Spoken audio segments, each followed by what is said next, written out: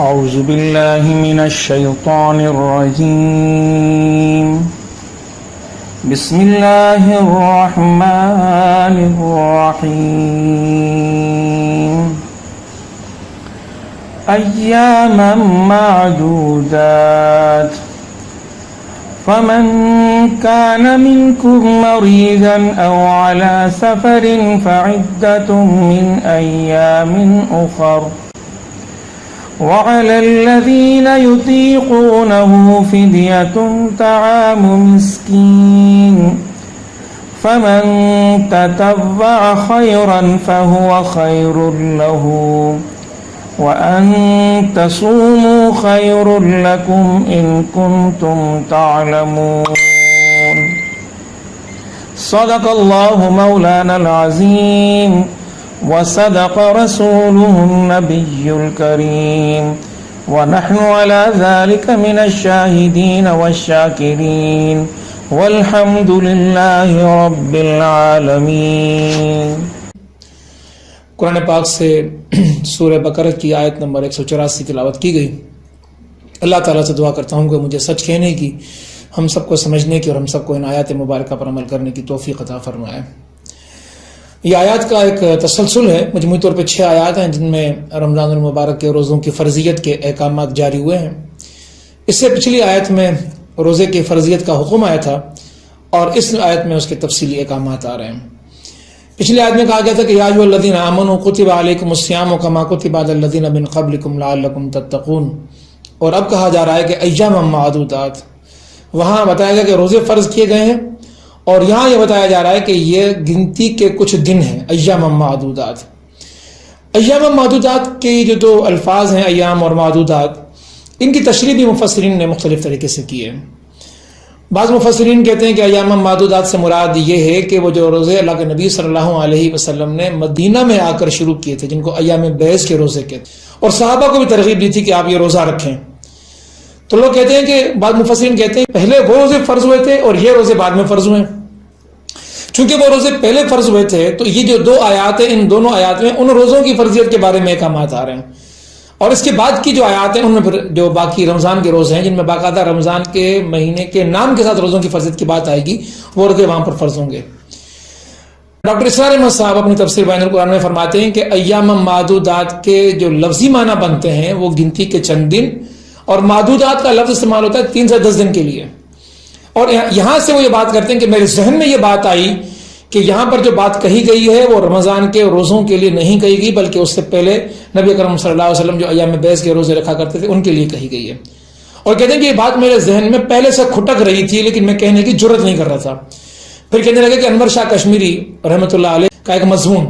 جو انہوں نے کہیں لکھا تھا اور پھر اس پر ایک تنقید چھپی، اس مضمون میں نے یہی بات دیکھی کہ جو میری رائے تھی وہی رائے انور شاہ کشمیری صاحب کی تھی، تو میرا دل زیادہ مضبوط ہوا اپنی بات کے اوپر۔ پھر وہ کہتے ہیں کہ امام راضی رحمۃ اللہ علیہ کے پاس بھی مجھے یہی بات نظر آئی اور انہوں نے بھی یہی بات کہی کہ یہ روزے جو نبی اکرم صلی اللہ علیہ وسلم ایام بیس کے اندر رکھا کرتے تھے وہ پہلے فرض ہوئے اور بعد میں پھر یہ فرض ہوئے۔ لیکن تدبر قرآن کے اندر مولانا امین حسن اصلاحی صاحب نے اس بات کی شدید گرفت کی ہے۔ وہ کہتے ہیں کہ اگر اس طرح کے روزے پہلے فرض ہوئے ہوتے تو یقیناً ان کے بارے میں کوئی نہ کوئی روایت صحابہ سے موجود ہوتی، اور اگر کوئی ہے تو سامنے لائیں، پیش کریں۔ ایسی کوئی روایت پیش نہیں کہ پہلے یہ روزے فرض ہوئے اور بعد میں یہ روزے فرض کیے جا رہے ہیں۔ براہ راست رمضان کے روزوں کی فرضیت کی بات کی جا رہی ہے اور ایک ہی مرتبہ بات کی جا رہی ہے، لہذا ایک ہی مرتبہ روزے فرض ہوئے ہیں اور وہ روزے رمضان المبارک کے روزے ہیں، اور ایام معدودات کی جو بات کہی جا رہی ہے وہ رمضان کے 29 یا 30 روزوں کے بارے میں کی جا رہی ہے، کجا اس کے کہ وہ 3 یا 10 روزوں کی بات کی جا رہی ہے۔ اور صاحب بات بھی یہی نظر آتی ہے کہ جب کسی روایت سے، کسی حدیث سے اور قرآن پاک کی آیات سے، دونوں جگہوں سے بات ثابت نہیں ہوتی، کہیں سے بھی ثابت نہیں ہوتی، تو پھر یہ بات کہنا مناسب بھی نہیں ہے کہ یہ روزے جو ایام بیس کے روزے تھے ان کو بھی فرضیت کا درجہ حاصل تھا۔ نبی کرم صلی اللہ علیہ وسلم کی بعد میں بھی یہ سنت رہی کہ آپ ایام بیس کے اندر روزہ رکھا کرتے تھے، اور بعد میں بھی آپ صلی اللہ علیہ وسلم نے لوگوں کو تاکید کی کہ وہ روزے رکھا کریں، تو ان کو روزوں کا رکھنا باعث ثواب اور باعث اجر تو ہو سکتا ہے لیکن وہ فرضیت کے دائرے کے اندر داخل روزے نہیں تھے۔ یہاں پر ایک بات اور بھی دیکھنی چاہیے کہ اللہ رب العالمین نے آخر انسانوں پر یہ روزے فرض کیوں کیے۔ انسان اپنے وجود کے لحاظ سے، جیسے کہ پہلے بھی یہ بات ہم کر چکے ہیں، کہ ایک خصوصی حیثیت رکھتا ہے۔ 2 مختلف وجود ہے جو انسان کے اندر رب کائنات نے رکھے ہوئے ہیں، ایک روحانی وجود اور ایک جسمانی وجود۔ پھر اس کائنات کے اندر رب کائنات نے بھی فرمایا کہ یہ جو اللہ رب العالمین نے ذمہ داری عائد کی ہے، کہ جس ذمہ داری کو عائد کرنے کا ارادہ رب کائنات نے جب پہاڑوں کے سامنے ظاہر کیا، لو انزلنا هذا القرآن على جبل لرأيته خاشعا متصدعا من خشیۃ اللہ، تو پہاڑوں نے بھی رب کائنات کی بارگاہ میں معذرت کی کہ رب ذوالجلال یہ تو بہت بڑا بار ہے، اس کو ہم اپنے اوپر اٹھانے کا بوجھ برداشت کرنے کی ہمت اپنے اندر محسوس نہیں کرتے۔ رب کائنات کے سامنے کیفیت بیان کر دی، یعنی کہ ان کے اندر یہ صلاحیت نہیں تھی پہاڑوں کے اندر کہ اس ذمہ داری کو، اس بوجھ کو اٹھا سکیں۔ لیکن یہ بات بھی سمجھنی چاہیے کہ صرف یہ ایک ایسا بوجھ نہیں ہے، ذمہ داری نہیں جو کسی کے حوالے کیا جا رہا ہے، اس بوجھ کے نتیجے میں پھر رب کائنات کی طرف سے اس ذمہ داری کو ادا نہ کرنے کے نتیجے میں اللہ رب العالمین کی بارگاہ میں سوال بھی کیا جائے گا کہ بتاؤ کہ تمہارے پر یہ فرض میں نے عائد کیا تھا، تم نے اس فرض کو پورا کیا کہ نہیں کیا۔ یعنی کہ پہاڑ جو انسان سے زیادہ وزنی بھی ہے اور اس کا وجود بھی ہم سے بڑا ہے، ہم سے بہت بڑا وجود ہے اس کا اپنے بناوٹ کے لحاظ سے، تو وہ قرآن پاک کا بوجھ کیوں نہیں اٹھا سکتا تھا؟ لیکن اس کو یہ احساس ہے کہ اس کے بوجھ کو اٹھا تو لیا جائے گا، لیکن بوجھ کو اٹھانے کے بعد، یہ ذمہ داری قبول کر لینے کے بعد جو جواب دہی ہوگی، اس جواب دہی کا کون حساب دے پائے گا؟ تو انہوں نے معذرت کر لی، ان کے اندر یہ صلاحیت نہیں تھی کہ وہ اس کو اٹھا کر اس کی ذمہ داری کو پورا کر بھی سکتے، لیکن اللہ رب العالمین نے انسان کے اندر یہ صلاحیت رکھی ہے۔ یعنی کہ دیکھیں، اگر ہم انسان کے وجود پر غور کریں کہ انسان جب پیدا ہوتا ہے تو انسان عالم نہیں ہوتا، یعنی کہ پیدائشی طور پر عالم نہیں ہے انسان، لیکن علم حاصل کرنے کی صلاحیت انسان کے اندر ہے، اسی لیے رب کائنات نے علم حاصل کرنا اس کے اوپر فرض کر دیا۔ لا تقدموا بین یدی اللہ ورسولہ، تم قدم نہیں اٹھا سکتے کوئی بھی جب تک کہ تم یہ نہ جان لو کہ تمہارے لیے اللہ کا کیا حکم ہے، تمہارے رسول کا کیا حکم ہے، تو جاننا فرضیت کے درجے کے اندر چلا جاتا ہے۔ تو رب کائنات نے فرض کر، اس لیے کہ استعداد ہے اس کے اندر تو اس پر لازم کیا، اور پھر کل سوال بھی کیا جائے گا کہ بتاؤ تم نے اس فرض کو پورا کیوں نہیں کیا؟ تمہارے اندر تو صلاحیت بھی موجود تھی، تم اس فرض کو پورا کر سکتے تھے۔ اسی طرح عدل ایک کیفیت ہے، عدل بھی ایک صفت ہے۔ یہ انسان بنیادی طور پر عادل نہیں ہے، عادل بن کر پیدا نہیں ہوا، لیکن انسان کے اندر یہ صلاحیت ضرور موجود ہے کہ انسان عدل کر سکتا ہے۔ تو جو صلاحیت اس کے اندر پیدا کی گئی ہے، اس کے اندر استطاعت پیدا کی گئی ہے، اس استطاعت کے حساب سے یہ انسان عادل بن کر اس دنیا کے اندر زندگی گزار سکتا ہے۔ اسی لحاظ سے یہ جو رب کائنات نے روزے کی فرضیت کے احکام کیے ہیں، فرض کیے ہیں، تو اس کے حساب سے بھی بات سامنے آتی ہے کہ بندے کے اندر اس روزے کو اٹھانے کی استطاعت موجود تھی، یعنی کہ اس کے نتیجے کے اندر جو صفات پیدا ہو سکتی ہیں، ان صفات کے ظہور ہونے کی کیفیات انسان کے اندر موجود تھی، تبھی رب کائنات نے بندے کے پر یہ روزہ فرض کر دیا۔ اب دونوں آیتوں کو ذرا پڑھ کے دیکھا جائے تو یا ایھا الذین آمنوا کتب علیکم الصیام کما کتب علی الذین من قبلکم لعلکم تتقون، تمہارے اندر یہ صلاحیت ہے کہ تم چاہو تو تم گناہوں سے بچ سکتے ہو، معصیت سے بچ سکتے ہو، شیطان سے دور رہ سکتے ہو۔ تمہارے اندر یہ صلاحیت ہے کہ اس روزے کو رکھنے کے نتیجے میں تمہارے اندر جو صلاحیت پیدا ہوگی، ایک مجاہد صلاحیت، تاکہ تم اقامت دین کی جدوجہد ایک متحرک کردار کی صورت میں کر سکو، تو یہ صلاحیت، یہ استطاعت تمہارے اندر رکھی گئی ہے، لہذا روزہ تم پر فرض کیا گیا ہے۔ تو یوں ہی فرض نہیں کر دیا گیا،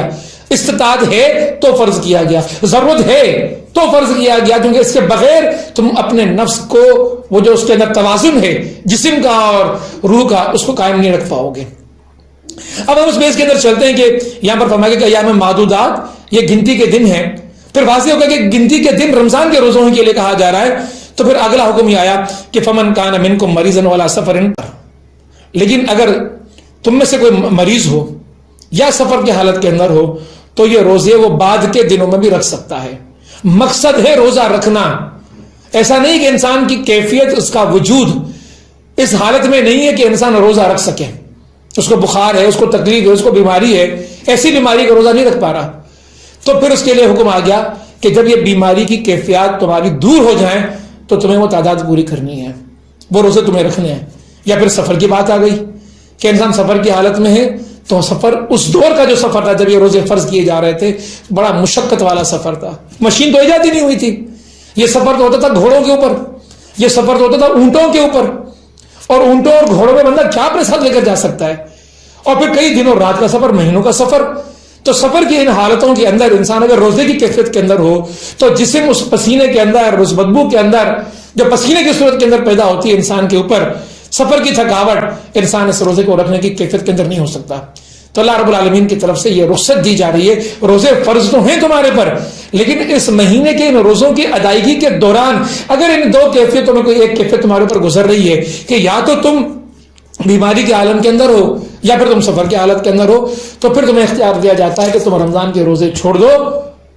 تو تمہیں اس بات کی اجازت ہے. اب یہ بات سمجھنے کی ہے کہ رب کائنات نے یہ رمضان کے روزے چھوڑنے کی تو بات یہاں پر کی، لیکن پھر اس کا جو ہے وہ فرمایا من ایام اخر، بعد کے دنوں میں تم اس کو رکھو گے. وعلی الذین یطیقونہ فدیۃ طعام مسکین، اور اگر تمہارے میں سے کسی کے اندر یہ استطاعت ہے کہ وہ فدیہ دے سکے طعام مسکین کی صورت میں، کسی مسکین کو کھانا کھلا سکے، تو یہ بدل ہو سکتا ہے روزے کا. اب یہاں دیکھیں کتنا اسلام، کتنا دین فطرت ہے. یہاں جو مریض کی بات کی گئی ہے وعلی الذین یطیقونہ فدیۃ سے پہلے کہ فمن کان منکم مریضا، اب مرض کی بھی آج کل ہم سمجھتے ہیں کہ کیفیات مختلف ہوتی ہیں. ایک مرض تو ہوا ہے کہ جو وقتی طور پر ہوا ہے، بخار ہو گیا اتر جائے گا، نزلہ ہوا اتر جائے گا،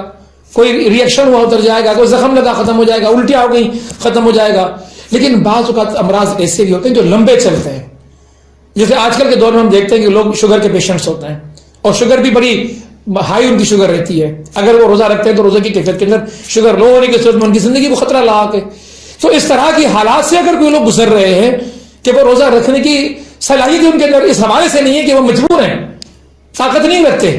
تو پھر وہ یہ کریں کہ وہ کسی مسکین کو اس روزے کے بدلے میں کھانا کھلا دیں، تو یہ روزے کا بدل ہو سکتا ہے. فمن تطوع خیرا فهو خیر له، تو اگر استعمال کرتے ہیں خوشی کا معنی آتا ہے. اگر تم خوشی محسوس کرتے ہو خیر کے اندر، تو تمہارے لیے خیر تو اس بات کے اندر ہے کہ تم روزہ رکھو. اللہ تعالیٰ کو تو روزہ پسند ہے، مقصد تو روزہ ہے. وہ مقصد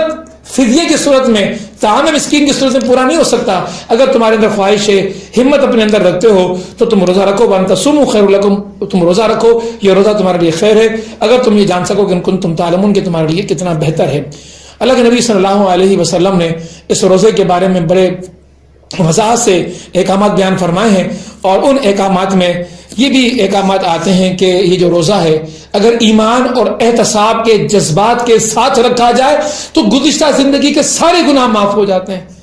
ذرا سا غور کر لیں کتنی بڑی بات ہے جو رب کائنات کی طرف سے اللہ کے نبی صلی اللہ علیہ وسلم کے توسط سے ہم تک پہنچی ہے کہ انسان زندگی کے اندر گناہ کر رہا ہوتا ہے، خطائیں کر رہا ہوتا ہے، پھر زندگی کے گناہ، 50 سال کی زندگی، 60 سال کی زندگی، 100 سال کی زندگی انسان کو ہے، لیکن رمضان کا مہینہ نصیب ہو گیا ایمان کے ساتھ، اخلاص کے ساتھ، یہ روزے نصیب ہو گئے. اللہ کے نبی صلی اللہ علیہ وسلم کا وعدہ ہے کہ اگر کسی کو یہ روزے نصیب ہو گئے اس کی گزشتہ زندگی کے سارے گناہ معاف ہو سکتے ہیں. وَأَن تَصُومُوا خَيْرٌ لَكُمْ إِن كُنتُمْ تَعْلَمُونَ، اگر تم روزے رکھو تو تمہارے لیے خیر ہیں، اور ان کے اندر کتنی خیر ہے تمہیں معلوم ہو جائے گا، تم ضرور روزے رکھو گے. اللہ تعالیٰ سے دعا کرتے ہیں کہ اللہ تعالیٰ ہمیں رمضان مبارک کے روزے رکھنے کی توفیق عطا فرمائے. اقول قولی ھذا استغفر اللہ لی ولکم ولسائر المسلمین فاستغفروا انہ هو الغفور الرحیم.